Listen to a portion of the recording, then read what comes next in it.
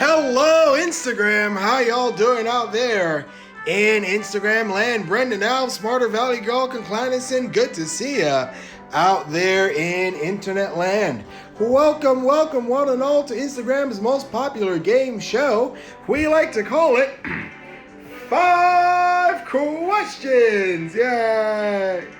I'm your host, Game Show Craig. Thanks again for joining us on a lovely Central Time Zone edition of 5 Questions. I say Central Time because it is 8 p.m. Eastern, 7 Central. Now, if you have never, ever played the game of 5 Questions, here's how it works. I will ask you a series of questions. Before each question, I will spin this wheel. This wheel is in Technicolor and has all sorts of points, all the way from our goldenrod 5 to our big black and 7.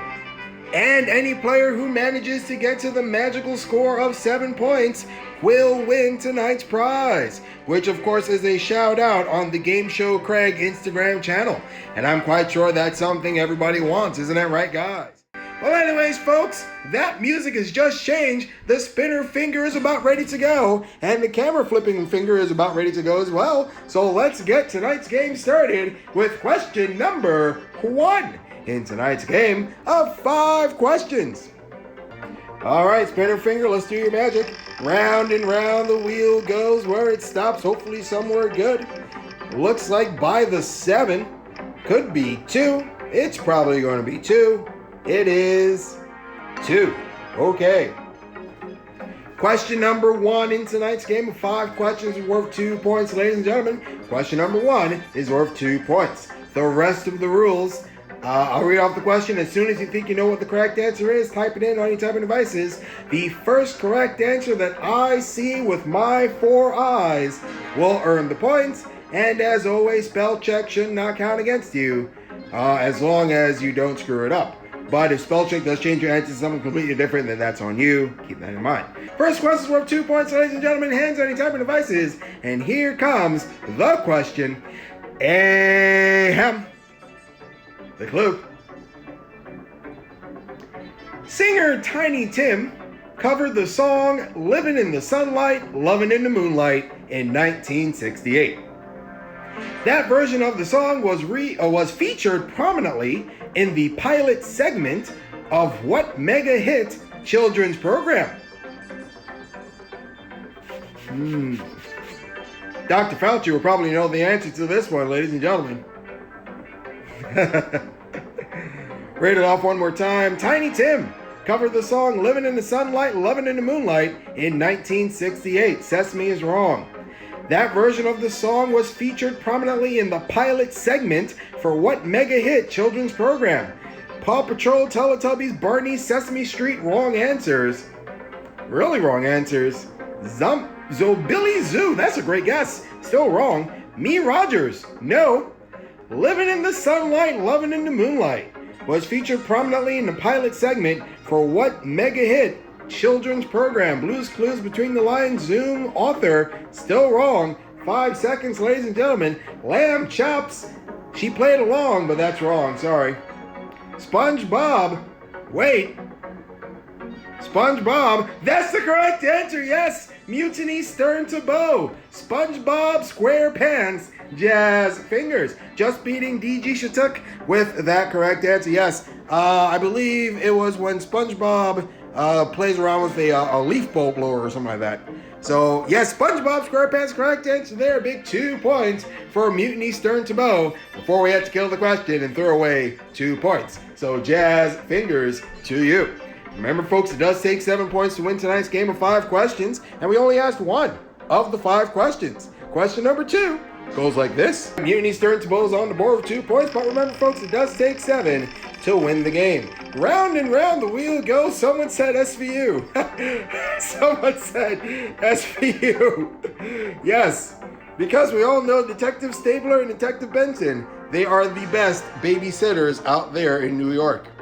I mean, just imagine it. If you had Mariska Hargitay and the other guy, Ice-T. Ice-T and Mariska Hargitay came knocking on your door to babysit your kids and solve a sexual crime.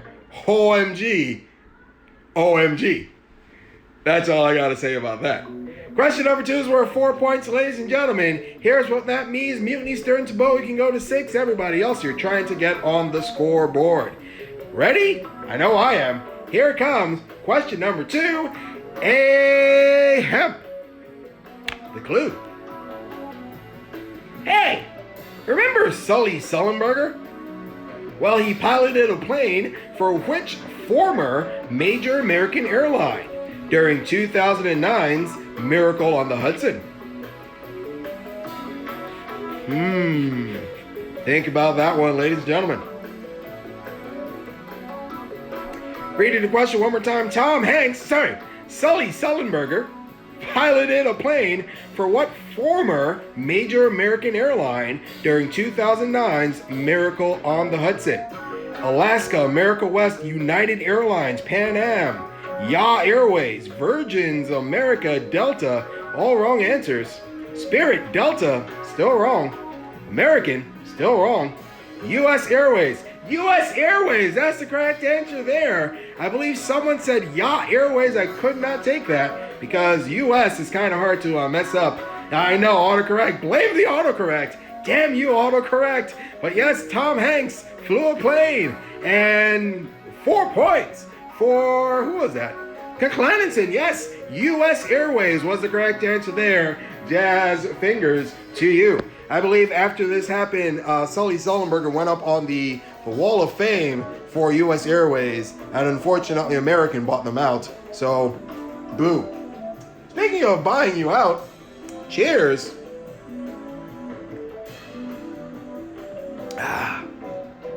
Drink break.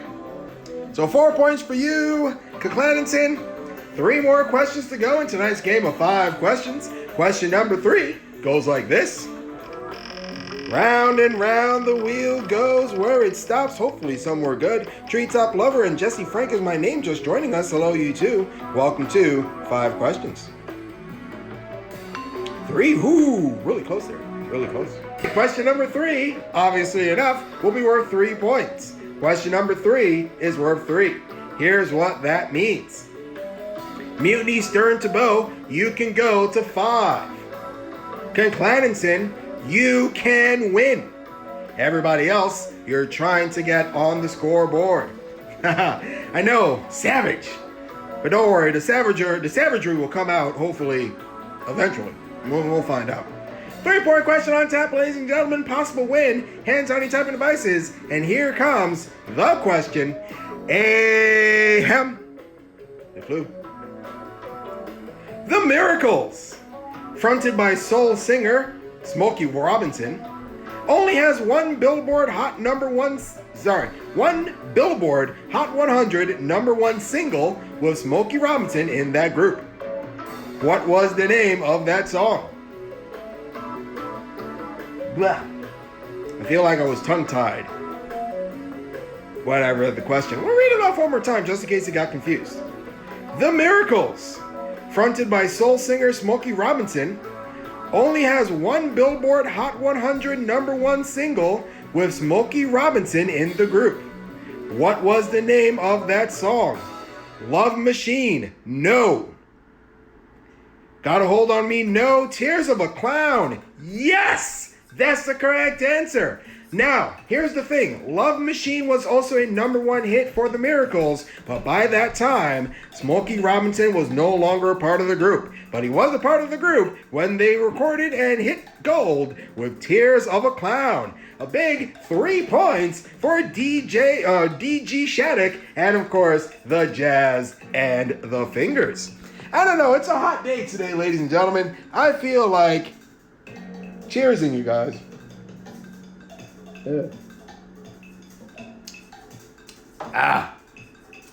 That was pretty refreshing. All right, so 3 people have scored on tonight's game. But remember, folks, it does take 7 points to win. Will someone get there? I hope so. Here comes question 4. What do you guys think about 8 o'clock games on Thursday? Because it's going to happen again next week. Oh, look at that. Okay, we can do that. Okay, we can live with that. Question number 4 will also be worth 3 points. Question number 4 is worth 3 points. Here's what that means. Conclaninson, you can still win because you'll get to 7. DJ Shattuck can go to 6. Mutiny Stern to Bow can go to 5. Everybody else, you're trying to get on the scoreboard. I like late games. I do too. We tend to have fun. Yeah, late games. All right, we'll see what the schedule. We'll see what the schedule has in our future. Question number 4 is worth 3 points, ladies and gentlemen. Hands on your typing devices, and here comes the question. You know. Before the creation of Smokey the Bear in 1944, Walt Disney loaned characters from what film to the U.S. government in order to teach the public about fire prevention? Think about that one, ladies and gentlemen. I'll read it off one more time. Before the creation of Smokey the Bear in 1944, Walt Disney loaned characters from what film to the U.S. government in order to teach the public about fire prevention?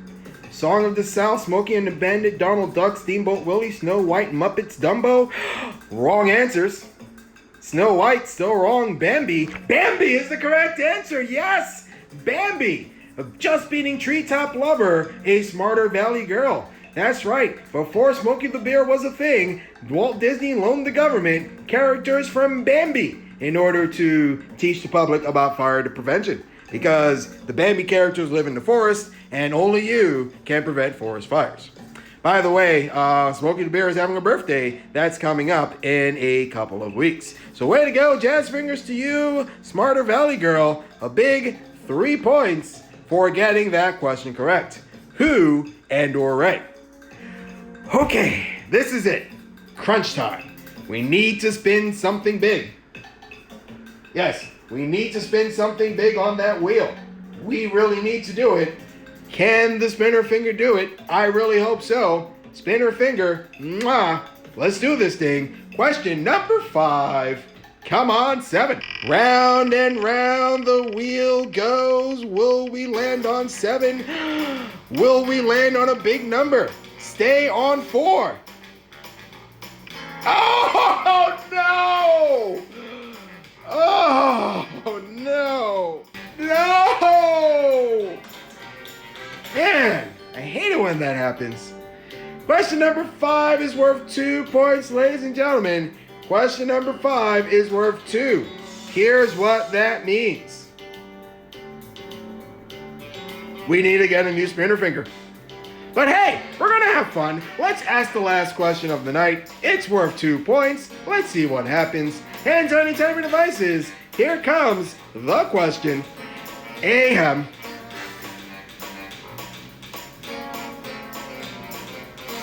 The 1923 Great Kanto earthquake and fire caused a great deal of damage to Tokyo. But what building that was designed by Frank Lloyd Wright and completed in 1922 was still standing after the quake? Think about that one, ladies and gentlemen.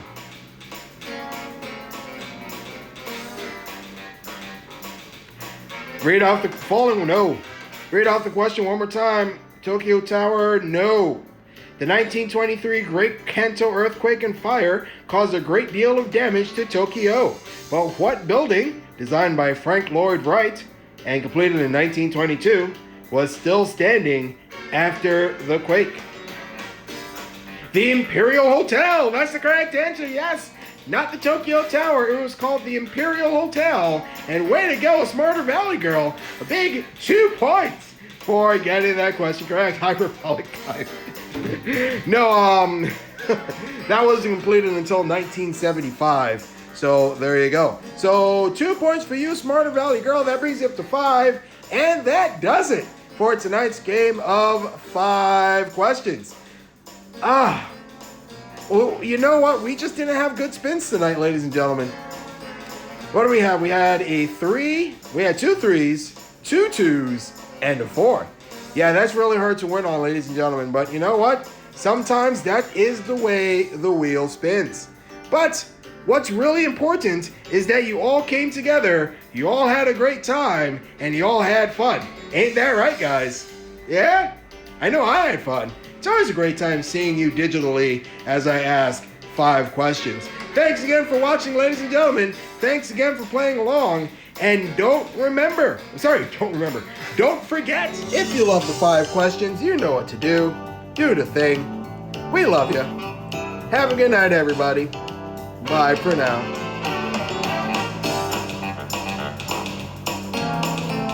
Bum, dum, ba, dum. Bum, dum.